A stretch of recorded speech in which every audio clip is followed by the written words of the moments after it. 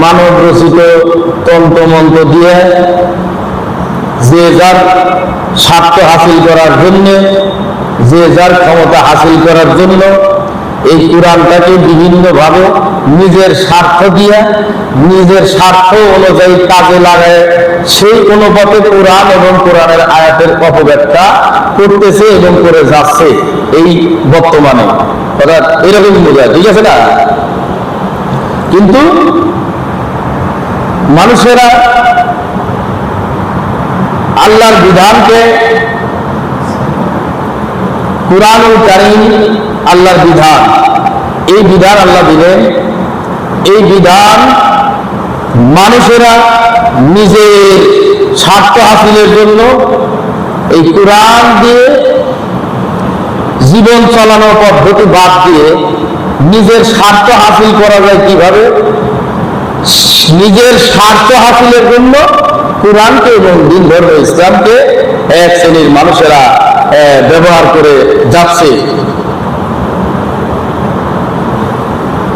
আল্লাহ রাব্বুল আলামিন তার হাবিব জনাব মুহাম্মদ রাসূলুল্লাহ সাল্লাল্লাহু আলাইহি ওয়াসাল্লামকে দুনিয়াতে প্রেরণ করেছিলেন রাহমাতাল লিল আলামিন, तमाम বিশ্বে রহমত, হেদায়েত, বরকত, পথ প্রদর্শক।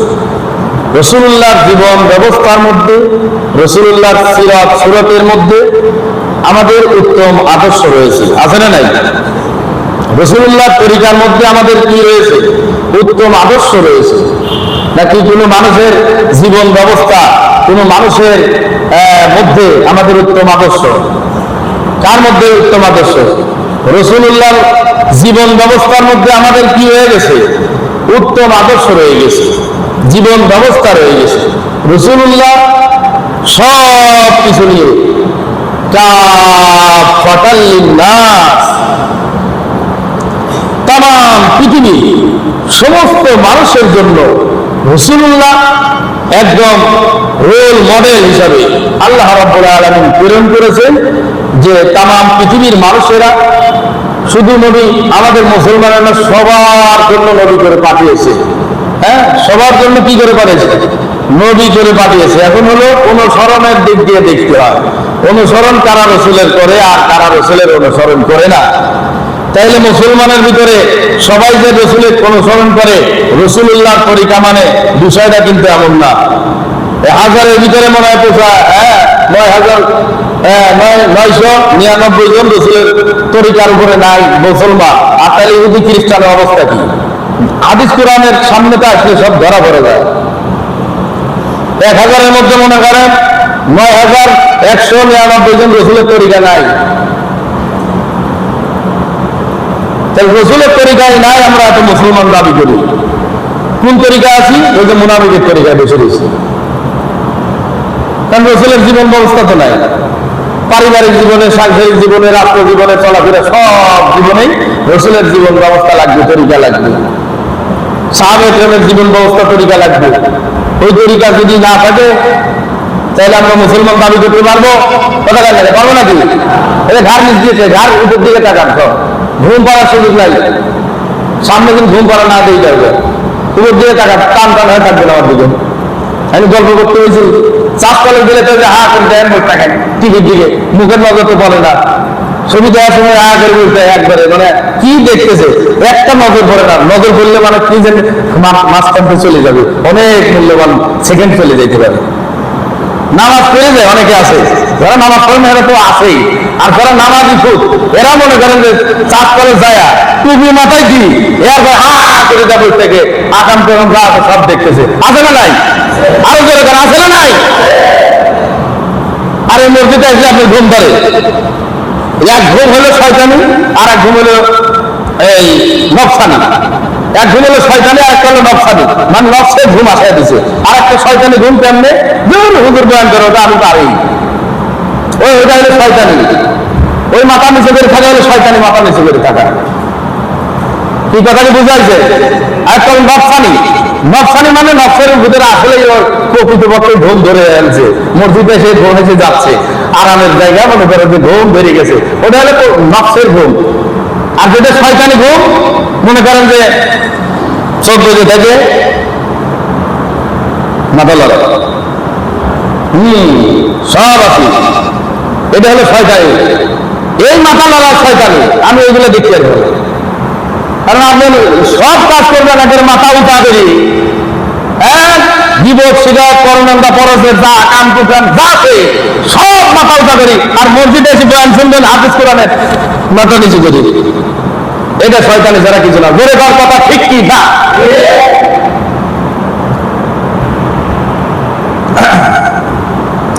আল্লাহ রাব্বুল আলামিন জীবন ব্যবস্থা কোরআনুল কারীম 30 পারা দিলেন। আর কোরআনের কথা একদম উপর দিক দেখতে হবে, শোনা লাগবে চাতক পাখির মতো। সাহাবা কেন কি হইতো, রাসূলুল্লাহ ভাষণ দিছে, এখন রাসূলুল্লাহর সামনে অনেক সাহাবা একরাম থাকছে, সাহাবা একরামের উপরে পাখি এসে বলছে, পাখি বসছে, বসে পাখির নীরবতা একদম স্তব্ধ, নীরব ভাবে শুনতেছে, রাসূলের দিকে তাকায়, কোনো একদম তাকাতাকি নাই, কোনো গল্পগুজব নাই, কিছু নাই, একদম রাসূলুল্লাহ কথা বলতেছে আর চাতক পাখির মতো তাকায় দেখতেছে। পাখিরা এসে মনে করছে এগুলো কি স্তম্ভ কি খুঁটিমুটি হইতে পারে, পাখিরা বসে গেছে। সুবহানাল্লাহ। ওই সাহাবা একরামের মাথার উপরে পাখি বসছে, মানে এগুলো মানুষ না, নড়ে চড়ে না, মানুষ হইতে একটু নড়াচড়া করতে কিভাবে রাসূলুল্লাহর কথা শুনছে। আমি বললাম জীবন ব্যবস্থা কমপ্লিট কোরআনুল কারীম, একদম সব জীবন ব্যবস্থার সমাধানের, পৃথিবীর সব কিছুর সমাধান কোরআন এবং হাদিসের মধ্যে, কোরআন এবং হাদিসের মধ্যে। শুধু কোরআন নিয়ে থাকলে এটা হবে না, গোমরাহ পদ্ধতি।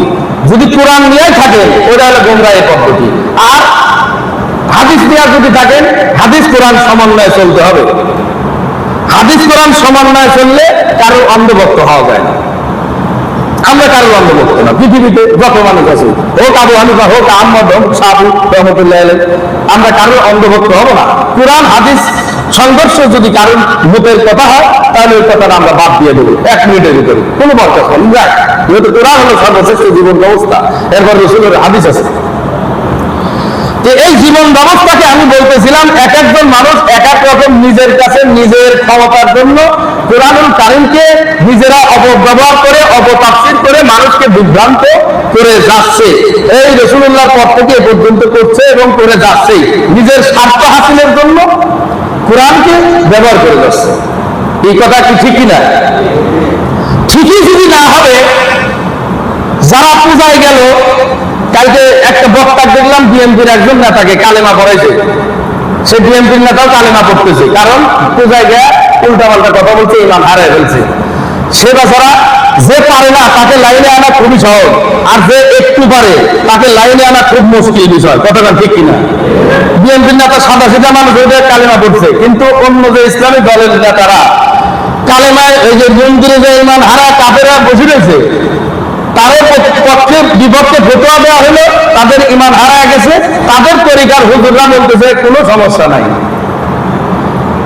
তাইলে কোরআনটা নিয়ে তারা অপব্যবহার করছে কি করে নাই? কয় না, করছে কি করে নাই? মানে যে জানে তাকে মানা, যে জানে না তাকে মানানো অল্প সহজের কাজ, আর যে একটু জানে তাকে মানানো খুব কঠিন। যে ঘুমায় নাই তাকে 1-2টা ডাক দিলে মনে করে উঠে যায়, আর যে ঘুমাসের ভান ধরছে, ঘুমানোর ভান ধরছে, ওকে যে 1টা লাত্তি দিবেন, 2টা 5টা লাত্তি দিলে জাগ্রত হবে না, কারণ সে ঘুমানো কি করছে?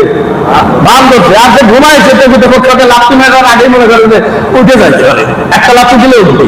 আর যে ঘুমানোর ভান ধরছে, 1টা লাত্তি দিলে সবে উঠবে নাকি? কিন্তু আমি তো ঘুমানোর ভান ধরছি, এগুলো তো ভান ধরছে, সুরত লাগায় রসুলে ভান ধরছে, আসলে পক্ষে তো রসুলের তরিকার মধ্যে নাই। কথাটা ঠিক কিনা? নাকি আমি কারোর নাম নিলাম নাকি? এমনি কত দোষ লন্দ দোষ আছে না, কথা নাম নেই না, তারপরে কত কি আমি নাম নামে ব্যাট দিচ্ছে, আমি বুঝে না। সেই পক্ষে আল্লাহ রাব্বুল আলামিন বলতেছে, খবরদার, তোমার প্রকৃত বন্ধু হলো সে যে আল্লাহর দিকে মানুষকে ডাকে, আল্লাহর দিকে যা আহ্বান করে। এখন তারাও তো আল্লাহর দিকে আহ্বান করে, কিন্তু ক্ষমতা যে তাদের আছে এটা তো সাধারণ পাবলিক জানে না। ক্ষমতা লোক সবার আছে, ক্ষমতা লোক যদি নাই থাকতো তাহলে রাসূলের খেলাফত আইন বাংলাদেশের মধ্যে বাস্তবায়িত হইতো। এখন তুমি খেলাফত কেমনে কায়েম হয়? এই ডাক্তার ইউনূস এরপরে উপদেষ্টা যারা আছে এরা কি ভোটের মাধ্যমে ক্ষমতায় রয়েছে? ভোটের মাধ্যমে নাকি কিছু মানুষের রায় নিয়ে তাদেরকে ক্ষমতা বসানো হয়েছে? কতক্ষণ রায় দিয়ে না? এটার নামই খেলাফত ব্যবস্থা, কিন্তু এটা হলো 2 নম্বরের খেলাফত ব্যবস্থা। আর 1 নম্বর খেলাফত ব্যবস্থা হইতো কি? বিপ্লবের ডাক দিয়া যে ইসলামী হুকুমতের কায়েমের যদি ইসলামী দল যত মানুষ আছে এদের তরিকা, হ্যাঁ যারা এই গণতন্ত্রের বিরুদ্ধে হুজুরা ফতোয়া দিচ্ছে তারা এই ভোটের দিকে আসে না, তারা যদি ভোটের দিকে আসে তাহলে তো ইসলাম কায়েম হইতো।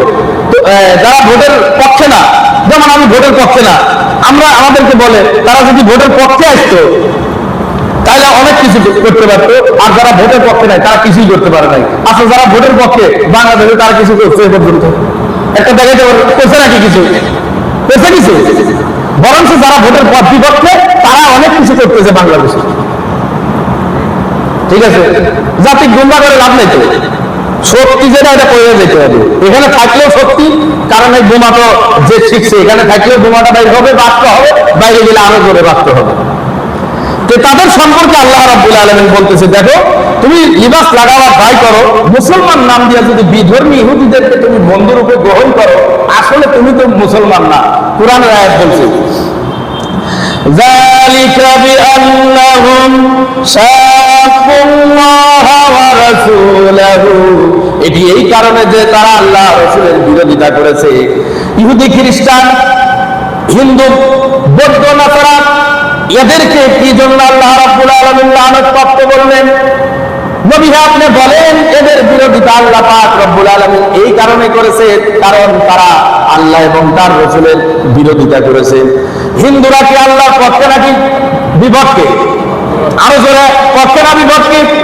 ইহুদি কি পক্ষে না বিপক্ষে? খ্রিস্টান, বৌদ্ধ যত বিধর্মী আছে এরা আল্লাহ রাসূলের পক্ষে না বিপক্ষে? আরো জোরে গান, বিপক্ষে। আল্লাহ রাব্বুল আলামিনের পরিবারের নবী আপনি তাদেরকে বলেন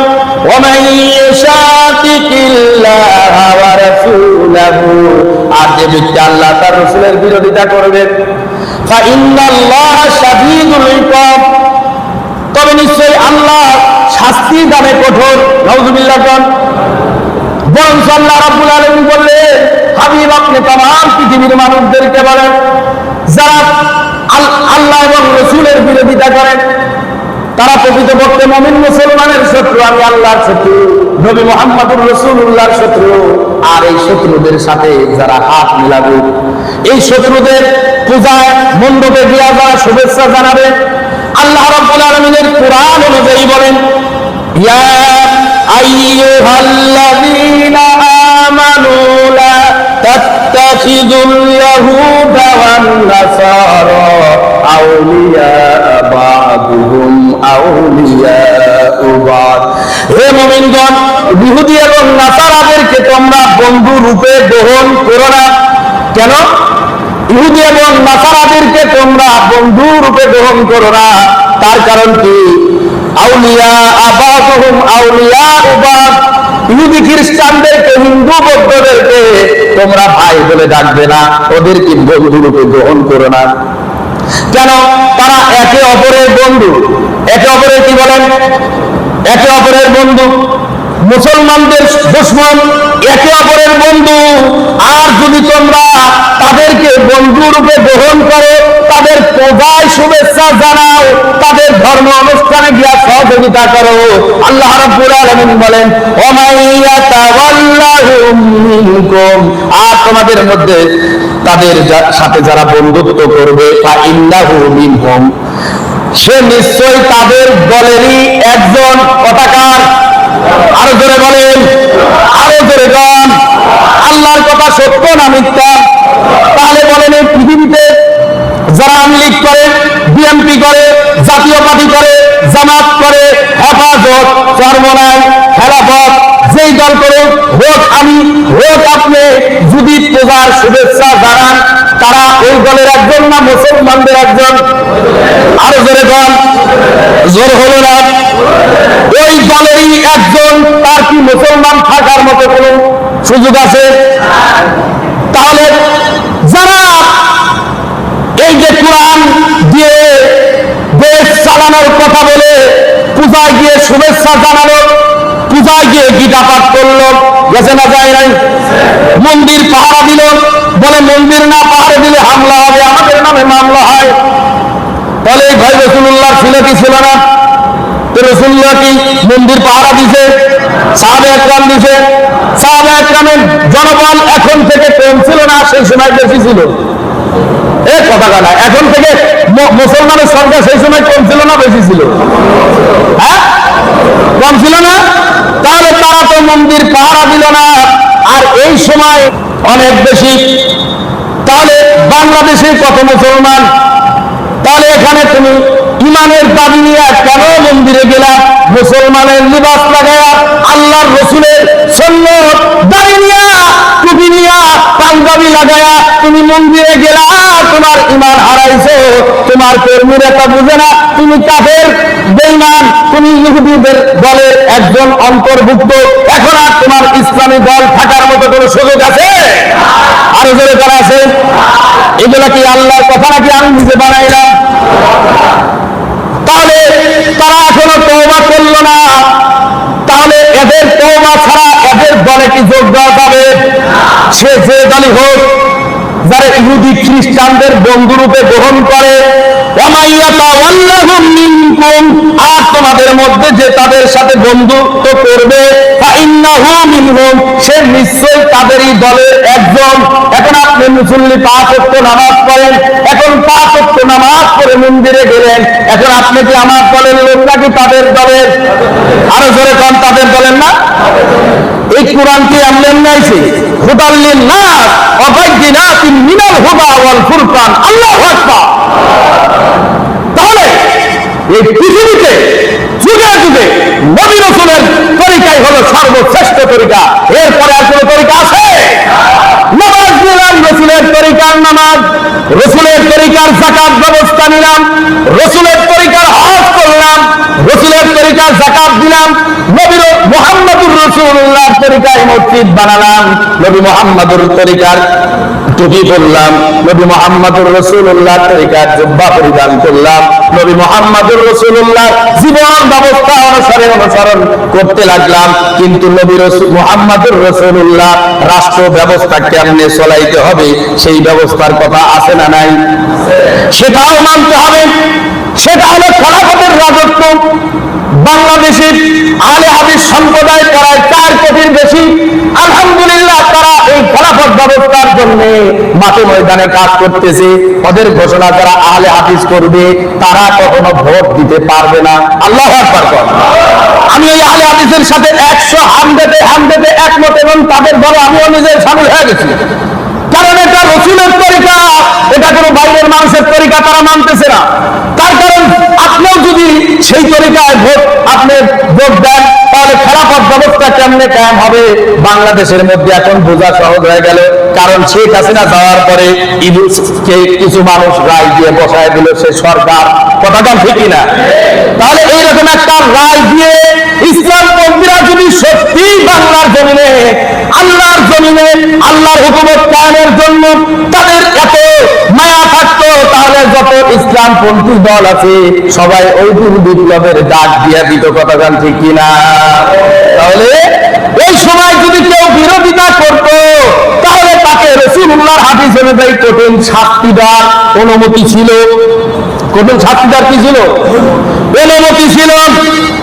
এই জন্য নবী মুহাম্মদুর রাসূলুল্লাহর তরিকা সর্বশ্রেষ্ঠ তরিকা। পৃথিবীর কালমা আব্রাহাম লিঙ্কনের তরিকার মধ্যে কোনো শান্তি নাই, মতভেদ। এই যে একটা গাছের 5টা ডাল আছে, একটা গাছ কিন্তু 5টা ডাল। বাংলাদেশের ভিতরে ডাল গাছ একটা, কিন্তু 5টা ডাল হয়ে রয়েছে। এখানের নাম আওয়ামী লীগ, একটার নাম বিএনপি, একটার নাম জাতীয় পার্টি, একটার নাম জামাত, আর একটার নাম হেফাজত। 5টা গুড়া কিন্তু সবাই মুসলমান দাবি করে কি করে না? আরো করে বলেন, করে কি করে না? কিন্তু এখানে যাওয়ার পরে প্রশ্ন হলো, হুজুর কেন মুসলমানের ভিতরে এতগুলো দল হলো? হুজুররা কেন একটা দলে আসতে পারে না? কারণ এই যে মুসলমানিত্ব, নবী মুহাম্মদুর রাসূলুল্লাহর তরিকার একটা ডাল গাছের গোড়া থেকে 5টা বিচ্ছিন্ন হয়ে যাওয়ার কারণে আজকে একজন মুসলমান আর একজন মুসলমানকে কাফের মুনাফিক ফতোয়া দিয়ে দিচ্ছে, কথা বলেন ঠিক কিনা? এর মূলে রয়েছে আব্রাহাম লিঙ্কনের গণতন্ত্র। আব্রাহাম লিঙ্কনের কি বলেন? আরে জোরে কারণ আব্রাহাম লিঙ্কনের কি? আমেরিকার প্রেসিডেন্ট আব্রাহাম লিঙ্কন গণতন্ত্র তৈরি করেছে, কারণ মুসলমানদের ভিতর ডিভাইডেড করার জন্য এক মুসলমান আর এক মুসলমানের জাত শত্রু বানায় দিছে এই রাজনীতি, কথা বলেন জোরে করেন না? মুসলমান কিন্তু আর এক মুসলমানকে হত্যা করার জন্য উঠে পড়ে লেগেছে। কারণ কি? সে তার দল করে না, এই জন্য দল না করার কারণে কি তাকে মারতে হবে? দল না করার কারণে কি তাকে মসজিদ থেকে বাইর করে দিতে হবে? দল না করলে কি তাকে এলাকা থেকে বাইর করে দিতে হবে? কারণ এই যে এমন একটা হিংসাত্মক আচরণ হয়ে গেছে মানুষের মধ্যে, এক দল আর এক দলকে হত্যা করার জন্য, গুম করার জন্য উঠে পড়ে লেগেছে। তার কারণ মানুষ হত্যা মহাপাপ। মানুষ হত্যা কি পাপ? কিন্তু অহরহ মানুষ হত্যা হয়। আল্লাহর নবীর জামানায় খেলাফত যখন চলেছিল, হযরত ওমর, আবু বকর, হযরত আলী, উসমান রাদিয়াল্লাহু তাআলা আনহুমের জামানায় যখন খেলাফত ব্যবস্থা তারা সংসদ কুরআন দিয়া সংসদ ভবন চালিয়েছে, ওই সময় যদি একজন অনাহারে থাকতো, ওমর বলে আইরে আমি একজন অনাহারে থেকেছে, ওই ব্যক্তি ক্ষুধার কারণে যদি মারা যায়, শুধু মানুষ নয় আমার রাজ্যের যদি একটা পাখি পরিমাণ, পাখি পর্যন্ত যদি আমি সরকার থাকা অবস্থায় যদি একটা পাখি না খেয়ে মারা যায়, আমি ওমরের আল্লাহর দরবারে কঠিন শাস্তির ভয় করি। আল্লাহু আকবার বলেন। ওমর যদি কঠিন শাস্তির ভয় করে, তাহলে ক্ষমতা থাকাকালীন অবস্থায় যতক্ষণ গুম হত্যা হবে এই সরকার, তাহলে সেই খুনের হত্যার একানা পাবে কি পাবে না? তাহলে বলেন কতক্ষণ পাবে কি পাবে না? তার কারণ কোরআনই একমাত্র পৃথিবীর সব কিছুর জীবন ব্যবস্থার সমাধান।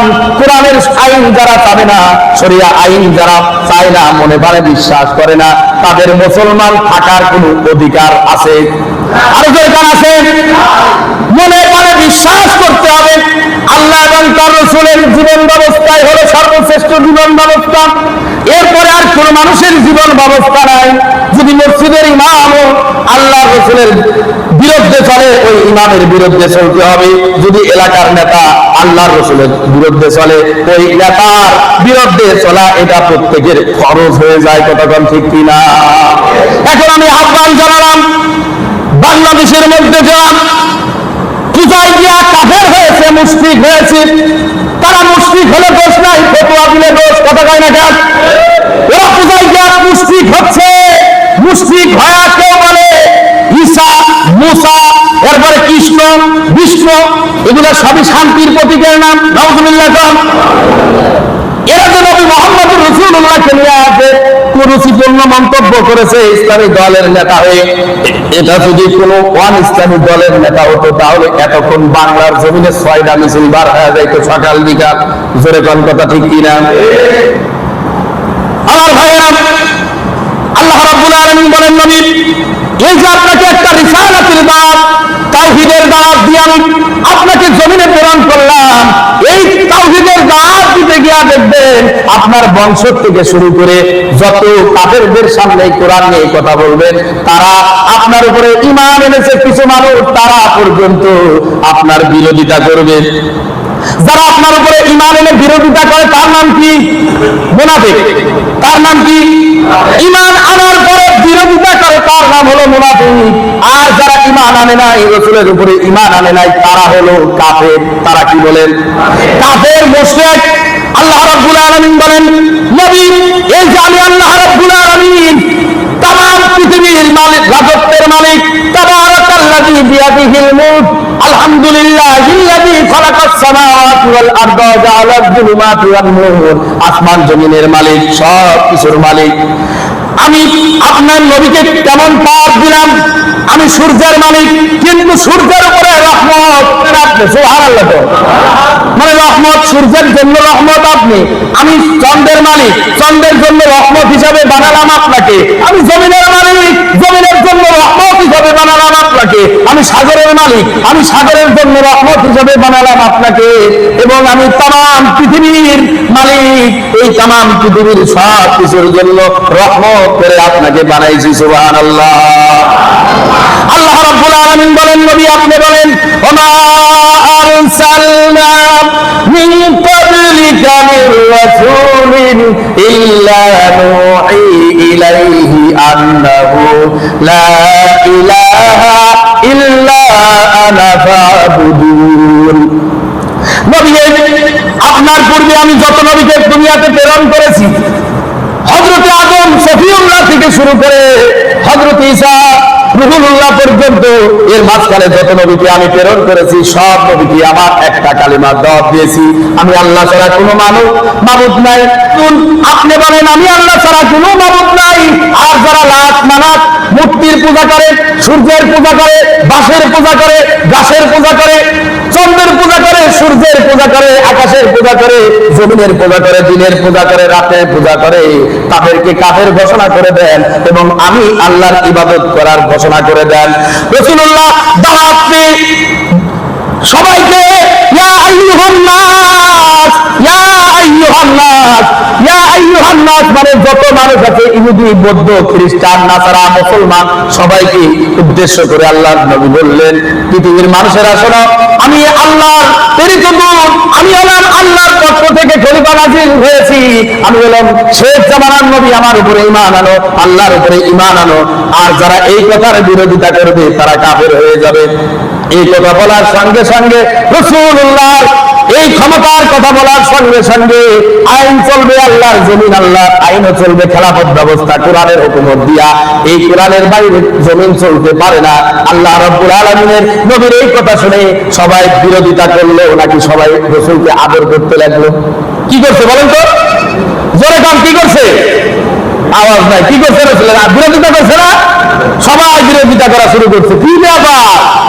ক্ষমতা মানে আমরা, ক্ষমতা চলাই আমরা, রাত মানাতো আবু জেহেলের বংশরা, এরা এদের মানব রচিত তন্ত্রমন্ত্র দিয়া এরা ক্ষমতা চালায়। এখন নাকি নবী মুহাম্মদুর রাসূলুল্লাহ এসে বলে কি, তার আল্লাহর বিধান মানো, কোরআনের বিধান ধরো, আল্লাহর বিধান মানো, কোরআনের বিধান ধরো। এটা আবার কেমনে কথা? এটা তো মানা যায় না। এই যে বিরোধিতা শুরু হয়ে গেল, এখন পর্যন্ত যুগে যুগে বিরোধিতা হচ্ছে, কারণ এই যে গাছের গোড়া সব একটা, কিন্তু আঙ্গুল হয়ে গেছে পাঁচটা। এই গণতন্ত্র সবাইকে ডিভাইডেড করে রাখছে। এখন একমাত্র উদ্দেশ্য হলো একটাই কথা, তামাম পৃথিবীর মানুষদের কাছে একটা মেসেজ, আম্মা বাদ ফাইন্না খায়রুল হাদিসি কিতাবুল্লাহ ওয়া খায়রুল হাদি হাদি মুহাম্মদ সাল্লাল্লাহু আলাইহি সাল্লাম ওয়া শাররুল উমুরি মুহদাসাতুহা। সমস্ত প্রশংসা আল্লাহর। এই গাছের গোড়া আমাদের ধরতে হবে। উপরে যে পাঁচটা ডালপালা আছে, পাঁচটা, ছয়টা, সাতটা, সব ডালপালাগুলোকে কবর রচনা করে আমাদের ইসলামের যে খুঁটি কুরআন এবং সুন্নাত হাদিসকে আমাদের আঁকড়ে ধরতে হবে। কি হবে না বলে? কুরআন এবং সুন্নাত হাদিসের বাইরে যদি আমরা চলি, আমাদের ঈমান থাকবে না। আমি বলি, আমার কথা খারাপ লাগতে পারে, বিপদ শিকায়ত মসজিদ থেকে নামাজ পড়ার পরে কাজকালে রাস্তায় হেঁটে হেঁটে করতে পারবেন, সহজ হবে। আমার পক্ষে না, এটা আমি কারোর ক্ষমতার জন্য বলছি না। আমাকে পাস করা দেন, মেম্বার, চেয়ারম্যান, এমপি বানান, আমি সেই ভোট চাই না। আমি একমাত্র আল্লাহর তাওহীদের দাওয়াত দিচ্ছি। হে মানুষেরা, আল্লাহর নবী যে দাওয়াত দিয়ে এসেছিল, ইয়া আইয়ুহান নাস, হে মানুষ সম্প্রদায়, এখানে নারী, পুরুষ, হিন্দু, বৌদ্ধ, খ্রিস্টান সবাই আছে। সবাইকে বলি, আল্লাহ এবং তার রাসূলের যে বিধান আছে, সেই 1400 বছর পূর্বে যে বিধান দিয়েছিল, সেই বিধানকে আমাদের আঁকড়ে ধরতে হবে। হবে কি হবে না বলেন? এই বিধানকে যদি আমরা আঁকড়ে ধরতে পারি, তাহলে মানব রচিত তন্ত্রমন্ত্র, এই সব কিছু যত প্রকারের তন্ত্রমন্ত্র আছে, পুকুরি মতবাদ আছে, সবগুলো ইনশাল্লাহ ধূলিসাৎ হয়ে যাবে।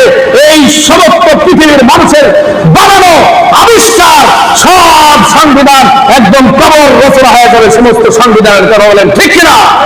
আল্লাহ রাব্বুল আলামিন আমাকে কোরআনের উপর, আপনাদেরকে কোরআন এবং হাদিসের উপরে চলার মতো তৌফিক দান করুন বলে না আমি।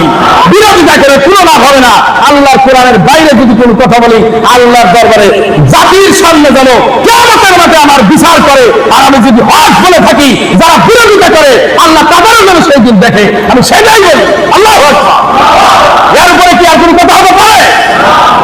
আমি জাতিকে জাহান্নামে নেওয়ার জন্য না, আমি নিজেও বাঁচি, আপনাদেরকে বাঁচানোর চেষ্টা করি, এবং জান্নাতের সার্টিফিকেট নিয়ে আমি কাউকে যাইতে দেবো না।